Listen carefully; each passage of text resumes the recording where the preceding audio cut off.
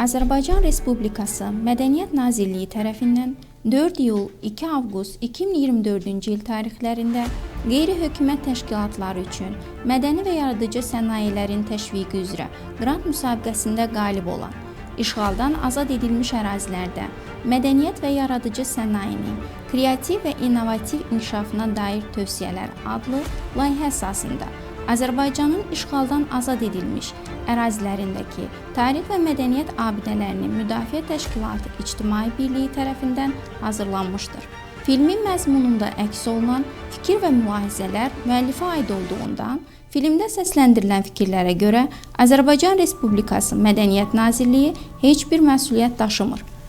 Azərbaycan Respublikasının işğaldan azad edilmiş ərazilərində yaradıcı sənayenin inkişaf etdirilməsi üçün mütəmadi olaraq maarifləndirici seminarların və yaradıcı qrupların təşkili hökumət və ya qeyri-hökumət təşkilatları tərəfindən mütləq öz həllini tapacaqdır. Azərbaycan hökuməti son dövrlər yaradıcı sənayelerin yaradılması və inkişaf etdirilməsi üçün tədris seminarlarının keçirilməsinə və yaradıcı qrupların hazırlanmasına ciddi diqqət göstərir.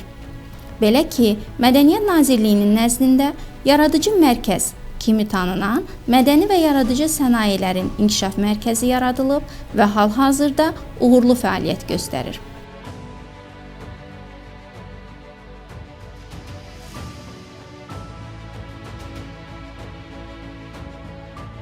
Mədəni və yaradıcı sənayelerin inkişaf mərkəzi 2022-ci il 22 iyulda Azərbaycan Prezidentinin sərəncamı ilə təsdiqlənib. Mərkəz Azərbaycan Respublikasının 2022-2026-cı illərdə sosial-iqtisadi inkişaf strategiyasına dair tədbirlər planının icrası məqsədi ilə 2024-cü ildə Mədəniyyət Nazirliyi tərəfindən təsis edilib. Təsis tədbirinin açılış mərasimində Heydər Əliyev Fondunun vitse-prezidenti Leyla Əliyeva iştirak edib. Yaradıcı sənayelər ilk olaraq dövlətin mədəniyyət siyasətinin biri kimi ahəngdar inkişaf edən yaradıcı şəxsiyyətin formalaşmasında mühüm vasitədir. Bu fəaliyyətin həyata keçirilməsi üçün mədəniyyət və incəsənət sahəsində təşkilatlar tərəfindən təsis edilən dəyişən texnologiyaların öyrənilməsi üçün layihələrin təsis edilməsi öz töhfəsini verir. Vətəndaş kreativ yaradıcı sənayelər fəaliyyəti ilə məşğul olmaqla öz fəaliyyətinin müxtəlif məhsullarını yaradır. Bu baxımdan yaradıcılıq prosesi böyük maraq doğurur.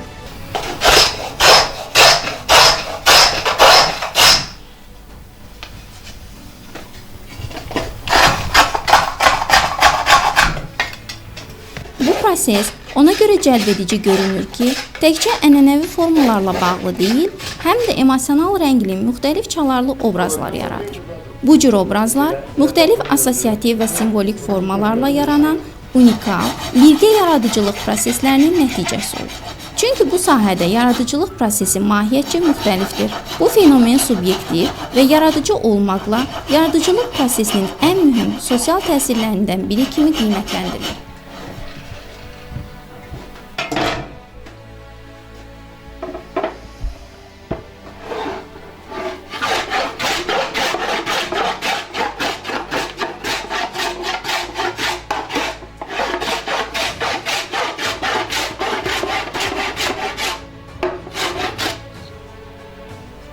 Saz sənəti mənim üçün belə, yəni sənətimlə bağlı gəlibdir, çox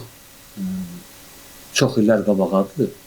Deyim ki, mən uşaq vaxtıkən, təxminən 4-cü, 5-ci sinifdən ona oxuyan vaxtları musiqiyə mənim böyük həvəsim olubdur. Demək, bunu biz hərbi xidməti başa vurandan sonra deyim ki, 87-88-ci illər idi. Belə mən istədim ki, bir dənə sazla məşğul olum. Bir qızıq sökük saz tapdım, mən onu düzəltdim. Cabbar müəllimə mən bunu göstərdim. Cabbar müəllim dedi, yox, sən sıfırda bunu yığa bilmərsən. Cabbar müəllim bizim Laçının Ağbulaq kəndindəndir. Sonra nəysə elə belə sazı, ilk sazımı düzəltmişdim. İlk deyəndə 3-cü sazımı. Cabbar müəllimcilə getdim. Cabbar müəllimcilə bir axşam o mənim sazımla xeyli saat 4-ə kimi çalıb oxudu Yəni mənim ilk saz düzəltməyim 89-cu ildən başlayıb. Deməli bu gəş Materialları onun üçün adamlar var. Qazax rayonundan, Tovuz rayonundan, ən yaxşı Gürcüstan mahalından gəlir. Borçalı mahalından materialını gətirirlər. Biz də ondan əldə edirik, alırıq. Onu deyim ki, qabırğaları biz ilk növbədə mişardan keçirdirik. Bax, bu vəziyyətdə çəkirik biz. Bunun qalınlığını qoyuruq 5 milli. Bu deməli bu sazın arxa qabırğalarıdır. Mən sizə bir dənə də şey göstərim ki, bax, bu birincilik deyirik buna. İndi bu biraz böyükdür. Bundan mən çıxardacağım. Bu birincilikdir. Birincilik deyəndə, yəni bu birinci qabırğadır. Bu yüzdən, ikincisi bu yüzdən olur. Sonra bunu biz bişiririk. Suda qaynadırıq, yəni bişir o, tam yumuşalır. Yumuşalanda o bir anın içində o böyük temperaturda olur. Onu çıxardıb biz, bir dəqiqə ben bu sarı qoyum əlimdən yerə. Bu halda bunu biz peşdə pişiririk. Yəni onun o suyu tam quruyur. Bu cürdə qəlibdə qalır, nizama düşür, razmədə düşür da, belə desək rusdan. Bax, bu vəziyyətdə olur. Qol materiallarını bişirsək də yaxşı olur, ancaq biz deyilədik ki, onu bişirir, ancaq bişirsək yaxşı olur. Həm əlməyə görə, həm də yəni, o gələcəkdə o keyfiyyətini itirmir. Qurt yemir da, belə deyirik ki, materiala, bu ağaca qurt düşür. Qol hissəsi də ancaq qoz olur. Bu tutdandır, bu hissə. Yəni, bu, bura tutlardan alınmır da, dediyim kimi bəyləri Qazax rayonundan, Gədəbəy rayonundan, sonra Tovuzdan, Gürcüstan tərəfdən gəlir. Ancaq bu qoz yox. Qozdakı cir qoz olmalıdır əslində. Yəni rəngi qarı olsun, möhkəm olsun. Ağ olmasın. Bunu da bişirsə yaxşı olur. Ancaq ki bunu yox, bunları biz beçə deyirik. Bax, bu orta hissədir. Sazın beç hissəsi. Bax, bu qalıqda olur belə. 13-ün 9-un 9 olur. 9-un 9 olur. Biz bundan bunu kəsib çıxardırıq, hazırlayırıq. Bu ortadan beçə hissəsidir bu. Hal-hazırda bir balaca zəifdir satış. Yəni o dərəcədə deyil. Mənim tanınmağımda, yəni o dərəcədə tanınmıram. Tanırıram, kifayət qədər yox. Bizim güclü sənətkarlarımız var ki, tanınırlar Respublika üzrə. Ancaq mənim də öz tərəfim var ki, məni tanıyır. Gələcəkdə mən onu deyim ki, bu sənəti pul üçün dəyərdim yox, Faik müəllim. Ancaq ki, sənəti biz yaşadırıq ki, bu sənətimiz ölməsin. Sənəti davam eləmək istəyirik ki, yəni ömrümün axırına qədər də fikrim odur ki, sənəti yaşadım. Elə yeri gəlmişkən, Faik müəllim, bu sazlardan indi mən Ağbat çəkim, onu siz tanımayacaqsınız. Elə çox bu qədim sazdır. Xan Kamandarın sazıdır deyilinirə görə. Aşı Kamandarın sazlarından, ilk sazlarından biridir. İlk sazlarından biridir. Görünür ki, bu yəqin ki, bir vaxtları sənətlər əlində olubdur. Sədəfli saz olub. İndi tamam belə sökülüb dağılıbdır. Mən bunu təmir üçün gətiriblər. Təmir eləyəcəm. Belə indi də Gədəbəy rayonundan Aşıq Cahangir Quliyev buradadır. İndi bir də bax Cahangir müəllim tez sazı gətirir. Mən baxıram, bəzi işləri mən yəni təmir eləyirəm, düzəldirəm. Mənim elə həm əsas dastanlardılar məndə. Dastanlardılar, şeir kitablarıdır. Şair kitabları, əsas məndə şeir kitablarıdır. İçəridə mənim başqa rəfim də var, yəni kitablarım çoxdur. Kitablarım çox tanıya bilmərəm. Cahangir müəllimin də özünün də kitabı burada məndə var. bu göstərilir bu taxtalar nədir? Onlar da tut ağacındandır. Bir də onu da göstərim sizə. Bunlar da tut ağacındandır. Bu tut ağacı hər tutdan olmur. Tutun növləri çoxdur. Qara tutdur, mor tut deyirlər, cır tutdur, şax tutdur, belə bir dişi tut deyirlər, bir dana deyirlər, xar tutdur. Tutun növləri çoxdur. Ancaq əsas bir dənə özündən calaq kimi bir dənə tut ağacı var. Dişi tut deyirlər. Onu bəzi yerlərdə dişi tut deyirlər, bir dənə da deyirlər belə. Bax bu materialdandır. Bu materialdandır. Bu bizim Laçın tutundandır. Sonra bu Qazax materialıdır. Bu da Qazax materialıdır. Bax o ikisi. Hə, ancaq tut ağacından. Sinədə, ona sinə deyirik, sinədə, çanaqda tut ağacında. O zaman biz sənin bu oxu materialları ilə də tanış olaq. Hə, buyurun.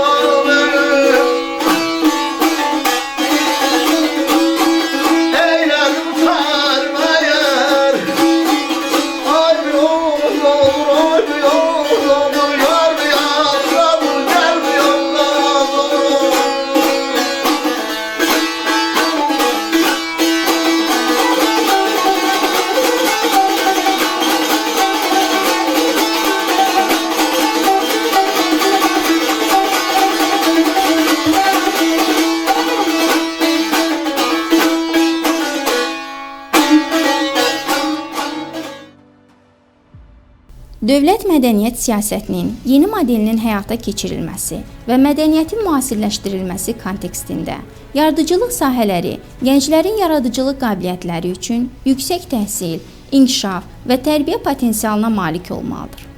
Gənclər gələcəyi yaradır. Texnoloji inkişafın sürətləndirilməsində, gələcək nəsillərin həyat səviyyəsinin formalaşmasında iştirak edirlər. Yaradıcılıq sahəsində özəl sərmayədarların və dövlət təşkilatlarının dəstəyi gənclərin yaradıcılığının həyata keçirməsinə təkan verən və imkan yaradan yaradıcı məkanlar təşkil edilir.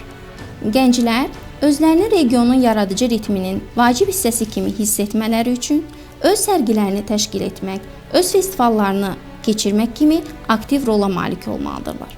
Gənclərin müstəqil həyata keçirmələri üçün yaradıcılıq məkanının potensialından səmərəli istifadə etmələrinin şərtləri aşağıdakılardır. Sosial mədəni fəaliyyətlərin formalarını seçərkən diaqnostika yolu ilə gənclərin asudə vaxtlarını yaradıcılığa sərf etmələri üçün onlara şəraitin yaradılması, gənclərin ehtiyaclarına uyğun olaraq yaradıcılıq məkanlarında sosial mədəni fəaliyyət formalarının keçirilməsi, yaradıcılıq məkanının ərazisində yaradıcı fəaliyyət imkanları haqqında məlumatların yayılması üçün sosial şəbəkələrdən və mediadan istifadə edilməsi, gənc nəslin psixoloji və pedaqoji xüsusiyyətlərinin nəzərə alınması, sosial mədəni fəaliyyət formalarının tətbiqi.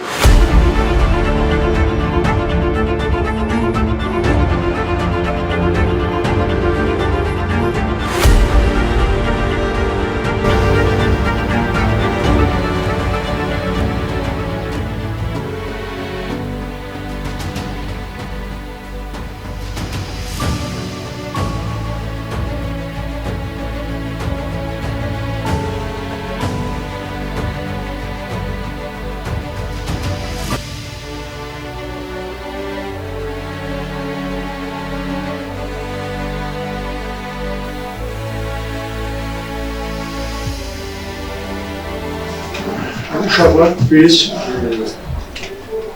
gələcəkdə inşallah ki, sizin valideynləriniz, babalar, nənələr, atanız, analarınız, hamınız evlərinizdə söhbətlər olur. Kəndinizə qayıtmaq, rayonumuza qayıtmaq, orada yaşamaq məqsədi. Hər kəsin ürəyində bir arzudur. Mən də ki, biz ora qayıdandan sonra biz siz uşaqlar nə edirsiniz, nə işlə məşğul olmalısınız. Yəni bu barədə biz sizə biraz dəstək olmağa gəldik. Gəldik ki, biz sizin biraz bir istedad başlayaq. İstedad belə bir şeydir ki, amma ben gəlmə adama vergi kimi olmur. Yəni ki, bu vergi kimi gəlmir.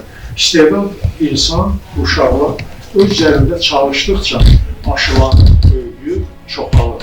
Mesela bir de Jale kimi. Jale'nin tanrısını da görürsünüz. Jale kimi görürsünüz. Çok güzel bir ressam olmuş.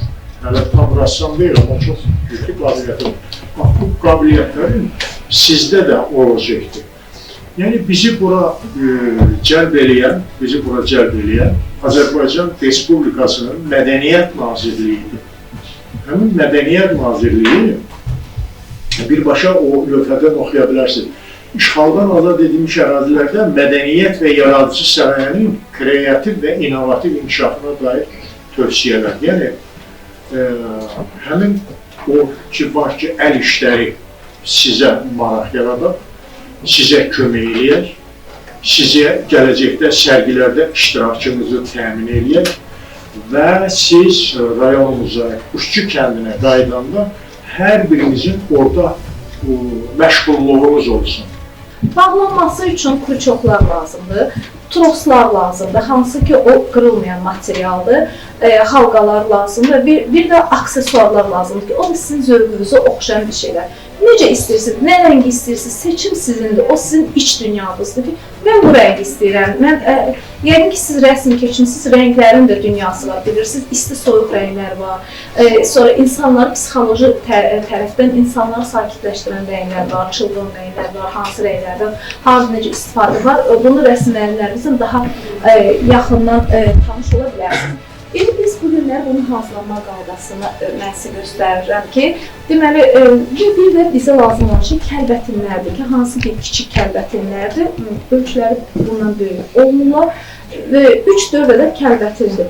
Və bunlardan istədiyimiz trosu, ölçünü istədiyimiz qədər kəsirik, ölçünü götürən zamanda əlimizi belə tutmaq və hər iki tərəfi bura qədər, yəni əlimizin bu iç hissəsi yoxdur, bura qədər ölçürük. Və həmin ölçüdən istədiyiniz təbii daşlar da ola bilər və yaxud da süni daşlar da ola bilər. Bunları istədiyiniz formada yığa bilirik. Siz YouTube-dan da yararlana bilərsiniz. YouTube-da da kifayət qədər var, onların hazırlanması, yığılması və yetərlidir. Kiçik yaşlarınızdan şəxsi biznesinizi qura bilərsiniz. Kiçik yaşlarınızdan müəyyən bir addımlarla uğur qazana bilərsiniz.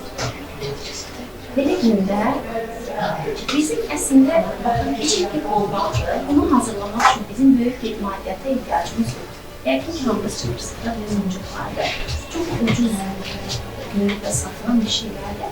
Amma bunlar insanın ruhunu yenir.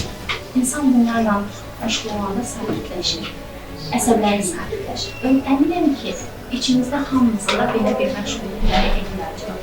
Özünüz üçün belə bir məşğuliyyətlər, özünüzü kəşf edin ki, siz boş vaxtlarınızda nəyinə məşğul olanda bu dinlərində sakitləşirsiniz, huzur verirsiniz. Bu ola bilər, məsələn, bəziləriniz çoxlu kitab oxumaq, mütaliələr etmək, bəziləriniz müəyyən əl işləri hazırlamaqla, bəziləriniz rəsm çəkmək.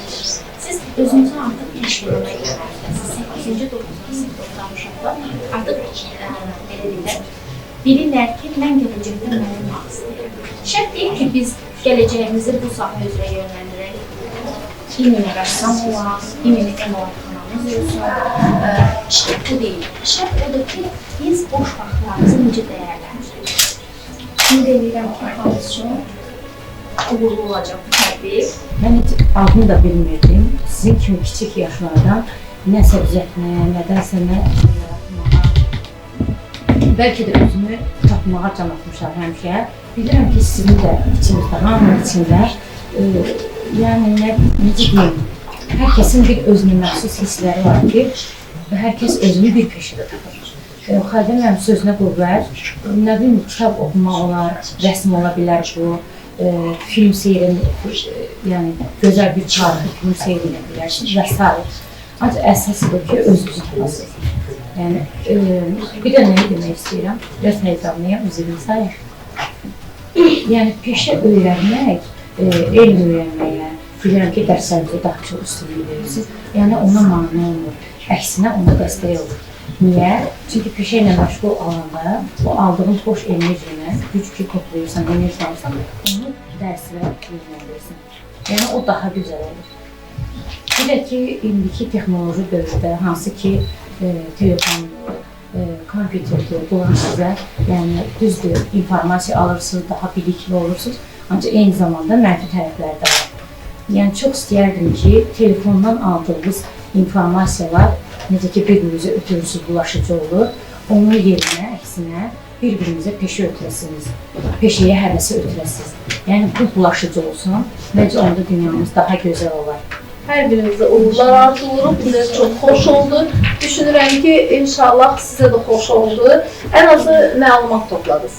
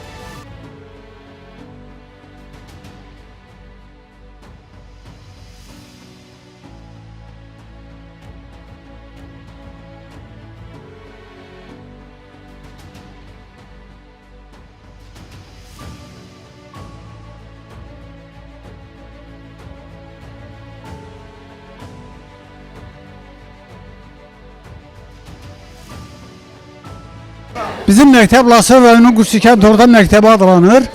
Mən deyərdim ki, biz kəndimizin adını bir ocaq kimi saxlamışıq. Sanki bizim kənd Bakı şəhərində bir muzeydir. Niyə? Çünki Quşçukəndini demək olar ki, Respublikamızın hər bir yerində tanıyırlar artıq. Mən də öz təşəkkürümü bildirirəm bu tədbiri təşkil elədiyi üçün Faiq müəllimə. Çox sağ olsun, şagirdlərimizi maarifləndirdi.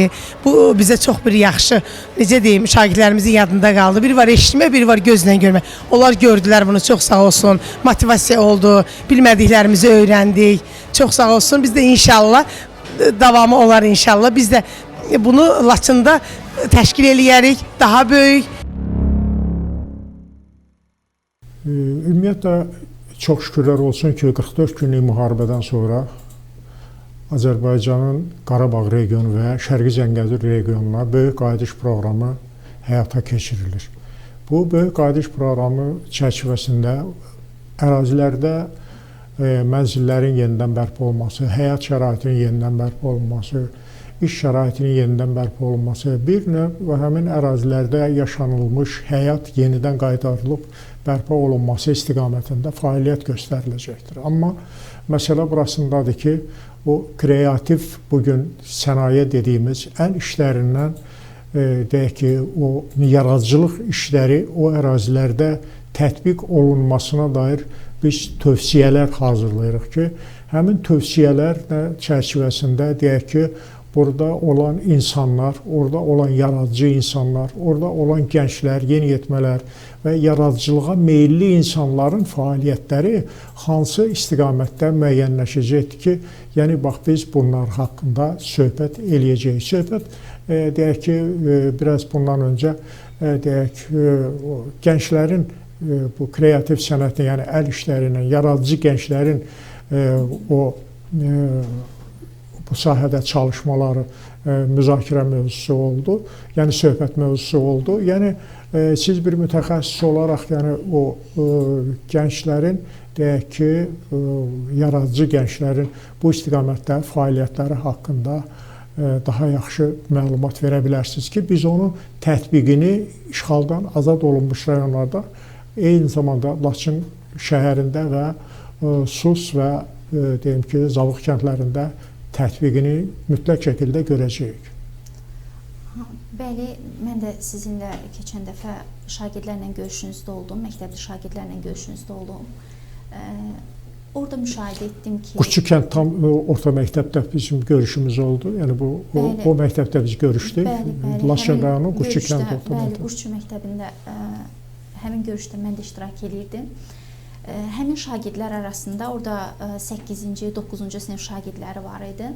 Onların gözlərinə baxanda görmək olur ki, onların içində həqiqətən yaradıcı sahəyə, yaradıcılığa marağı olan şagirdlər var. Amma biz bunları, bəziləri var ki, onların içində, onlar potensialları yetmir. Sadəcə onlara bir işıq yolu lazımdır, bir göstəriş lazımdır. Fərq mənim isə belə bir sualım var ki, tutaq ki, biz bunu həmin rayonlarda tətbiq edirik. Şagirdləri, məktəbləri, gəncləri bu sahəyə necə stimul verə bilərik, necə motivasiya edə bilərik? Bilirsinizmi, bu tək o yaradıcılığa olan qabiliyyəti olmaq, yəni vacib şərt deyil.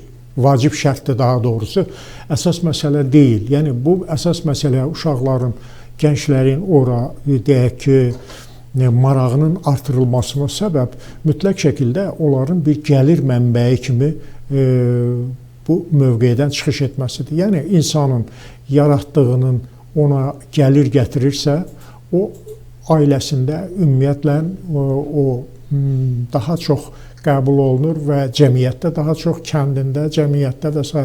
daha çox qəbul olunur və insanın özündə marağına səbəb olur. Yəni bir insan deyim ki, öz yaradıcılığı ilə bahəm, eyni zamanda deyim ki, bir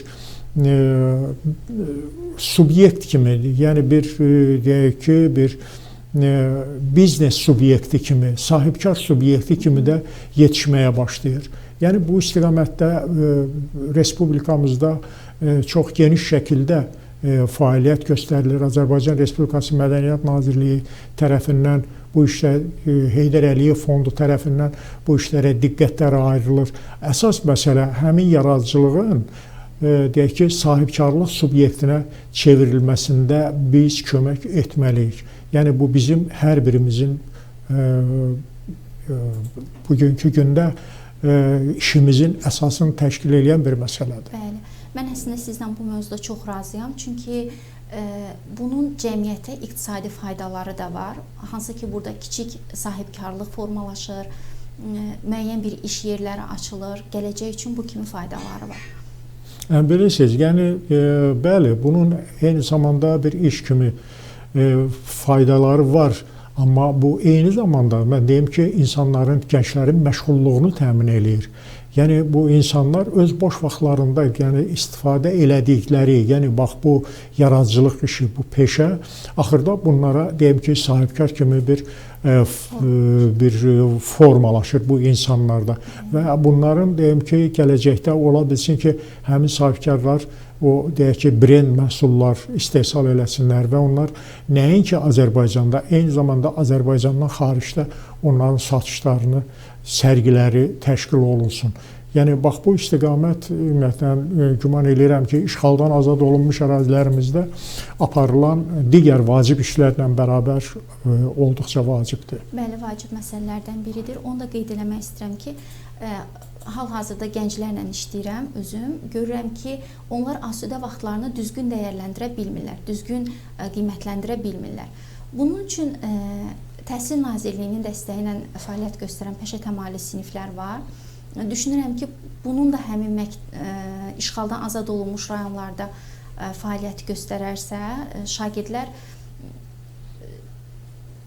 Bilirsinizmi, yəni onun o işğaldan azad olunmuş ərazilərdə fəaliyyətin, yəni başlanğıcının bir əsas səbəbləri də var ki, yəni bugünə kimi, yəni 30 ildən çoxdur ki, bu məcburi köçkünlük dövrü yaşayan bu uşaqlar, deyək ki, onlar faktiki olaraq mənsub olduqları orta məktəblərdə o fəaliyyətlə məşğul olurlar və bəzən məktəbdən kənar məşğul olurlar.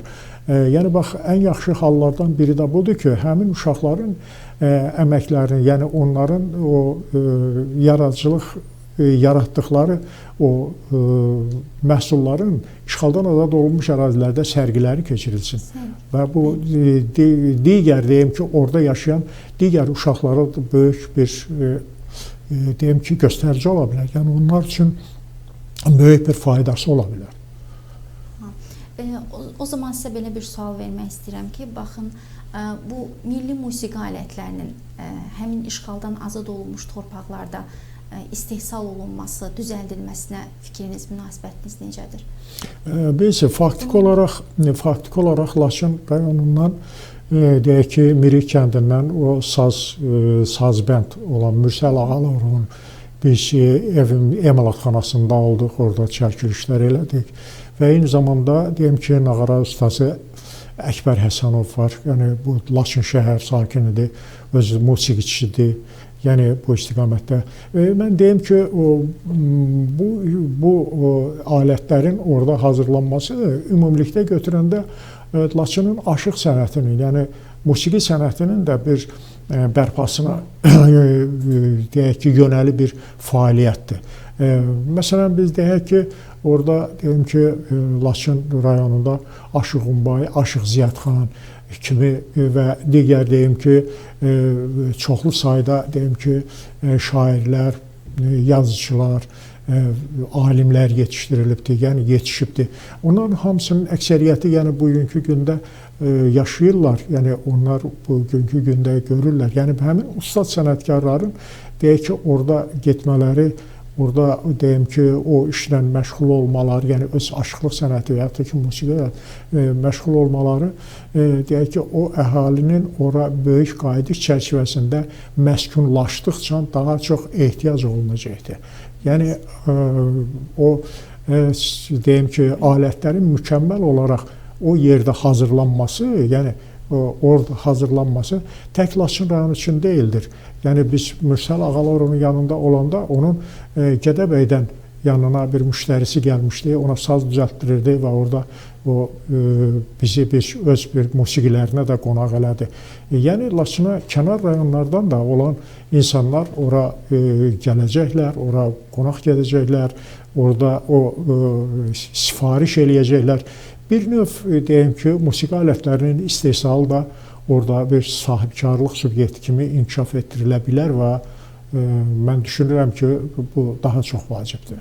Sözünüzə qüvvət, onu qeyd eləmək istəyirəm ki, bunun həm də cəmiyyətə mədəni faydaları ola bilər. Bilmirəm, mənlə razılaşarsınız, iqtisadi faydaları ola bilər.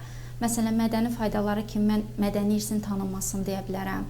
İqtisadi faydaları kimi turizmə töhfə ola bilər. Bu ümumilikdə belədir. Yəni biz burada eyni zamanda biz Laçında dülüzçuluq sənətidir, tikmə sənətidir, toxuculuqdur. Yəni çox müxtəlif işlər var. Məsələn deyək ki, şallaq deyirdilər. Yəni onun özünün xüsusi hazırlanması, yəni at, ulaq sürərkən, xüsusən atları sürərkən o şallaq vasitəsilə, yəni qamçı rolunu oynayır. Yəni bu istifadə olunurdu. Onun xüsusi bir gözəlliyi ilə hazırlanma qaydaları var. Yəni bax, bütün bunların hamısının deyim ki, orada tətbiqi eyni zamanda mədəniyyətimizin və tariximizin tətbiqi kimi də qiymətləndirmək olar. Biz bunları necə tətbiq edə bilərik? Orada xüsusi yaradıcılığı mərkəzləri yaradaraqmı? Bu haqda fikriniz necədir? Mütləq şəkildə orada yaradıcılıq mərkəzləri, yaradıcılıq məktəbləri, yəni bilirsinizmi, bu o klassik öyrətmə üsullarından kənar hazırlanmalıdır. Yəni o olmalıdır, yəni onlar yaradılmalıdır. İkinci bir tərəfdən deyək ki, onu yaradanların özü həmin deyim ki, məhsulların istehsalçıları, ona maraq göstərən insanlar özləri olacaqlar. Yəni biz sadəcə onlara istiqamət verəcəyik. Biz sadəcə onlara dəstək olacağıq ki, öz fəaliyyətlərində davamlı olsunlar. Biz Laçın rayonunda olmuşduq. Laçın rayonunda mən gördüm ki, bir fərdi sahibkar idi, müəyyən təmizlik vasitələri hazırlayırdı. Hal-hazırda orada vəziyyət necədir? Onlar o haqda məlumatınız varmı? Müəyyən mağazamı aça biliblər və yaxud da o sahəni genişləndirə biliblərmi? Orada onlar bir sahibkar subyekt olaraq deyim ki, o istehsal elədikləri o yuyucu vasitələrin mağazası faktiki olaraq Laçında fəaliyyət göstərir hal-hazırda. İnşallah biz onun qonağı da ola biləcəyik.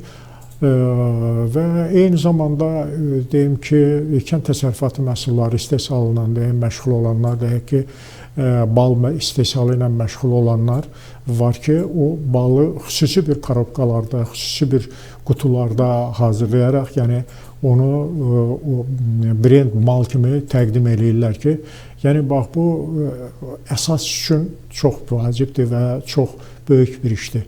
İnşallah ki, bax biz bu istiqaməti genişlənməsi üçün deyim ki, bütün bilik və bacarığımızı burada sərf eləyəcəyik. Azərbaycan Respublikası hökuməti, Azərbaycan dövləti bu işdə həmişə bizim yanımızda, bizim arxamızda olubdur.